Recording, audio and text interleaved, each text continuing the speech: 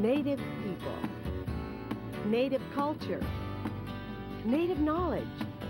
Hi, I'm Jeannie Green, bringing you award-winning Heartbeat Alaska. Bringing you national and international Native news, this is award-winning Heartbeat Alaska, the premier Native voice in Native programming. There's a heartbeat, louder than thunder, revolution is in the air. There's a heartbeat deep inside our mother. Are you too cool to Now, with Heartbeat Alaska, here's Jeannie Green. Hello everyone and welcome to Heartbeat Alaska. Native news and Native information. I'm Jeannie Green. Thank you so very much for joining us. On today's program, we visit the Alaska Native Heritage Center. For some Athabascan fiddling, we catch the tail end of this year's Fur Rondy and travel north to Nome, the finish line of the World Championship Iditarod race. We visit the homeland of Inupiat of the North Slope Borough. All that plus much more.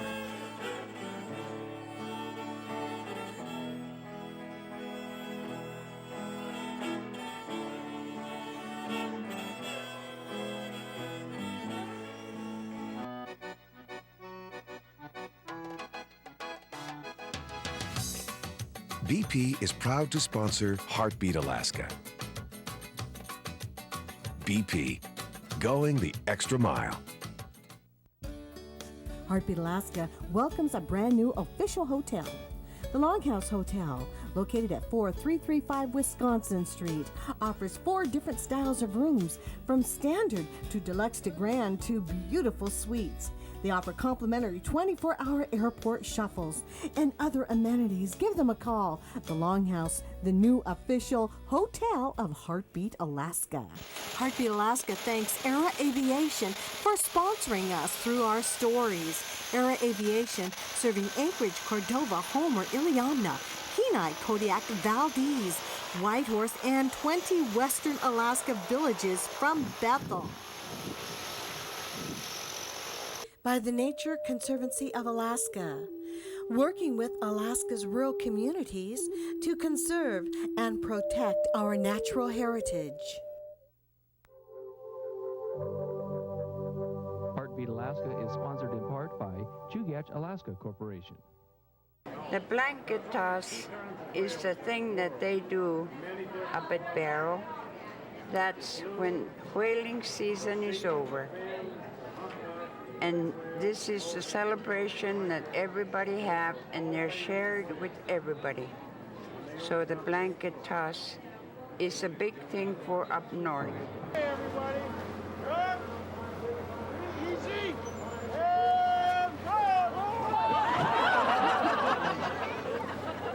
Downtown Anchorage seems a whole world away from Barrow, Alaska. Yet this time of year during Fur Rendezvous, the blanket toss is a familiar sight. It's often demonstrated at celebrations and festivals around the state. The blanket for the game is usually made from walrus or seal skins, and thus it can withstand the pounding that results every time a player lands back on it after a toss.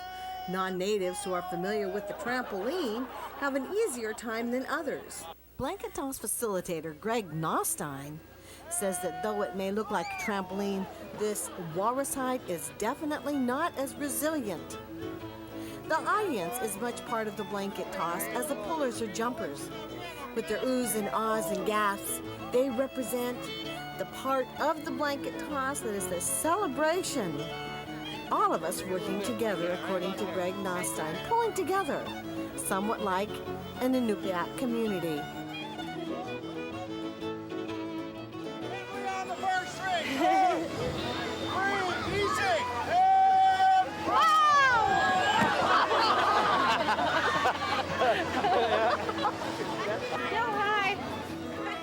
There'll be more Heartbeat Alaska coming right up. When I smoked, it was tough just taking a walk or even exercising. Dancing was difficult. Sometimes just taking a breath was hard. Now that I don't smoke, I feel a lot better. It wasn't easy to quit smoking, but it's made a huge difference in my life. Je Taktusane, we can do it. Brought to you by Blue Cross Blue Shield of Alaska, Merck, and Alaska Native Tribal Health Consortium. From Anchorage, Alaska, we journey northward to Nome, Alaska. Gold rushes and dog races. Let's face it, Nome, Alaska is one famous city.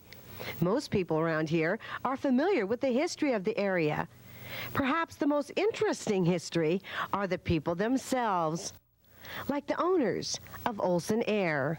Well, my dad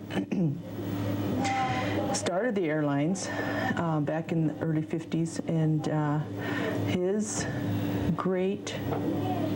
grandfather came over from Norway, Finland area with the reindeer herders, and came over to help the Eskimos show them how to care for their reindeer herds. And that's how the Olson came about. And he married a native lady, and they had children, and my dad happens to be one of the grandchildren, and he was raised by his grandparents. And he became an aviator? He became an aviator. He also is one of the pictures we have in our lobby is the first airplane that ever landed in Golovin, and he's about seven or eight in that picture, and he's standing by the first picture that landed in Golovin, which was brought in by his uncle, Pete Olson. And that's kind of his first introduction to aviation, and then he went off into the Navy for a little while, and then when he got out of the Navy, he had a friend of his that helped him go through Spartan, and that's where he got his schooling for aviation. And when he came back from Spartan, he worked up on the slope as a mechanic up there, and then when he moved back down to Nome and Golovin, he flew for Munns, and he had a Pacer, and that's how he started. He would rent his Pacer to Munns Airlines and fly for him in the early 50s, and then in the 1960s, actually in 1960, him and his wife Maggie, by then they had 4 children. Today, Maggie owns 51% of the stock and is the matriarch of the company.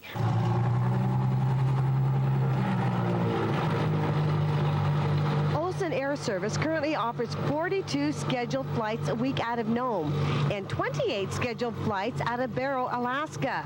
They fly to Golovin, Unalakleet, Koyuk, Shaktuluk, Elam, White Mountain Council, Teller, Brevig Mission, Wales, Little Diomede, Shishmarap, Gamble, Wainwright, Atkasuk, and Point Lay, Alaska. There are 7 pilots, 8 including the manager, J.R. Beans. Olson Air has 2 402 twin-engine planes, 3 207 single-engine planes, and a helicopter. So, if you'll be flying north, don't forget, a native tradition, Olson Air.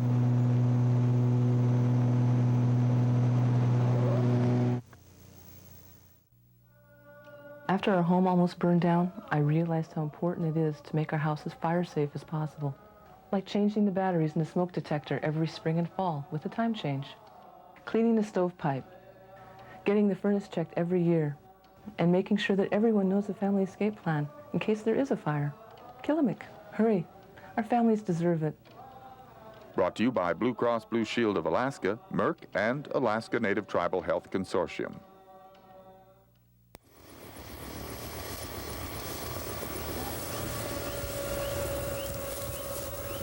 The plant gathering project of the North Slope Borough was initiated last summer in response to a need for documenting the traditional uses of medicinal and edible plants. Jana Hartscharek, Liaison Officer for the North Slope Borough History, Language, and Culture Commission, organized the project. And we're working with elders from each of the villages, taking them to different sites to collect different plants that were used and continue to be used for different purposes. The Inupiat traditionally used many plants found in the North Slope as food and medicine. Documentation of these uses will preserve the knowledge for future generations.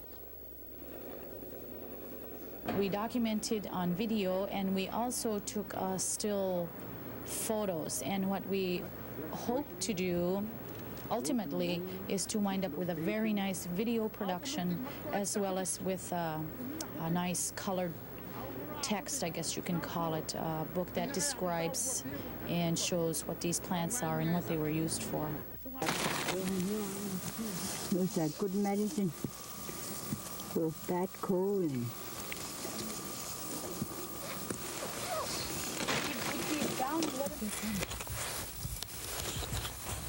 It is good. It's like fruit. How did you take it out? It is. Really nakurata. No. Go ahead. You said it's good. Really good one. Even though the tundra up here has been described by so many as being a barren wasteland, it's amazing when you get down real close and find many different kinds of berries. And then also the different uses you find for the willow and the alder. Yeah. Look, when you pick fight from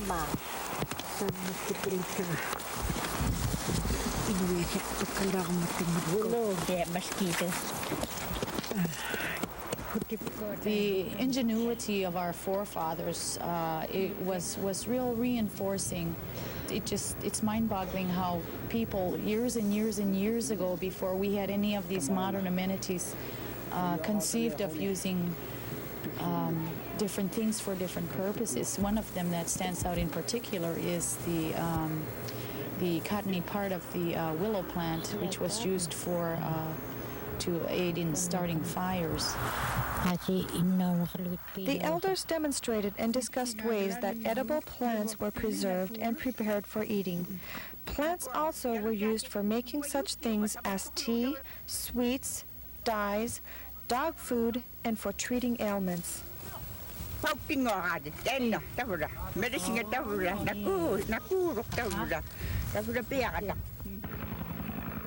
The helicopter ride was a first for many of the elders and also gave them a unique look at their traditional subsistence lands. The Inupiat don't travel quite as extensively as they used to. So for some of the elders, maybe I should say a lot of the elders, they hadn't seen places where they were raised and where they spent a lot of their younger days. Maybe that's a place, but I remember in the case of one particular lady from Anaktuluk Pass, it had been pretty near 50, if not a little more than 50 years since she had seen this site where she had grown up and spent most of her younger days. The trips also gave elders a chance to get out of the village and enjoy a day outdoors. It's sort of regenerating an interest into traditional uses of plants, which I think is going to have a cumulative effect and hopefully generate an interest in the younger generation.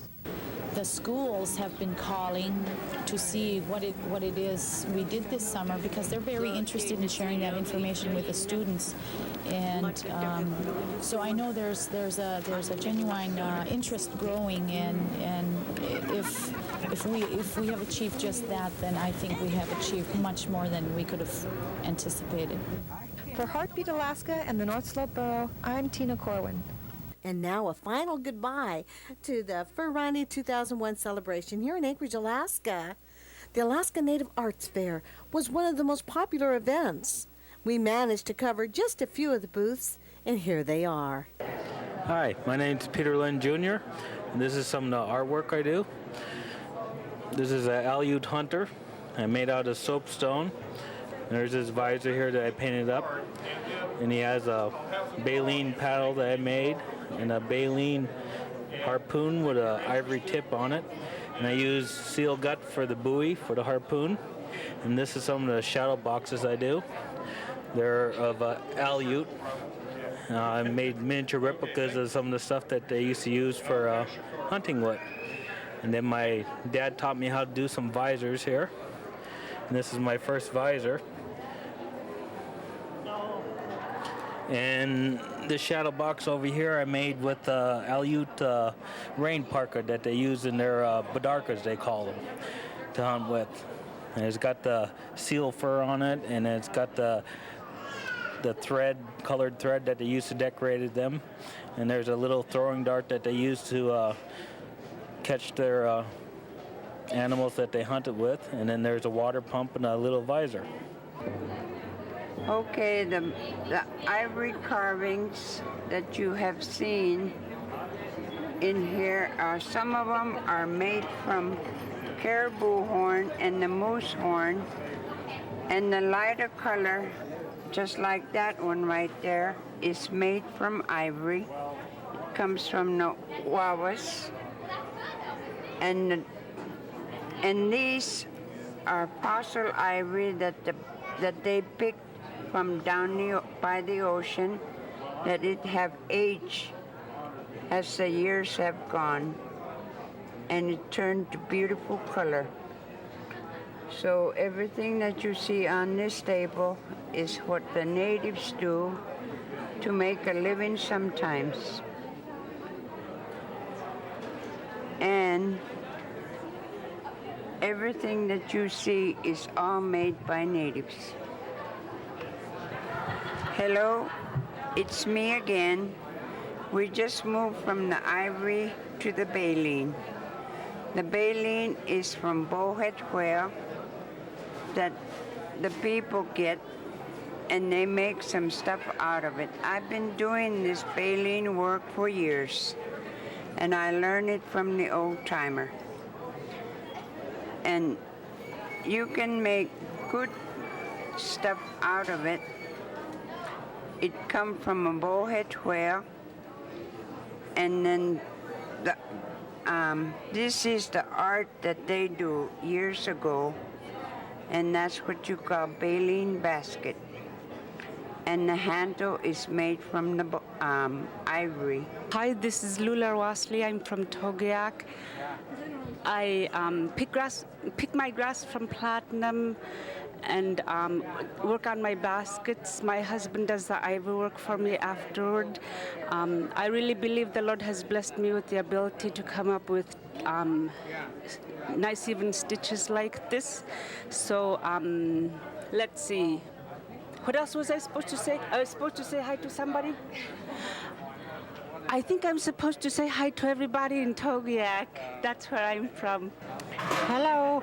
I say hello to my mother, Lucy Beaver, my daughter, Carrie Swanson, and her husband, and two boys, and my boys in Bethel, Howard, Moses, Franklin, Oscar, Peter, all of my friends in Bethel, too. This is the maklak I'm selling today, and this is the slippers. My daughter make this, and the dolls, and my mother make the maklaks. Lucy Beaver, and these here, Lucy Beavers. She's 87 years old now in Bethel. How long would it take to make those? I don't know my mother how long she make that, but I make this one for 4 days. Yes. Hello to all of you. Hello, I love you. We'd like to welcome a new sponsor, tribalnews.com. I recommend this website to you. If you want to find out what's happening with Alaska Natives and Native Americans, you will not find a better website anywhere in the world. That's tribalnews.com. For all of us here at Heartbeat Alaska, God bless you. Have a wonderful week, and we'll see you again next week.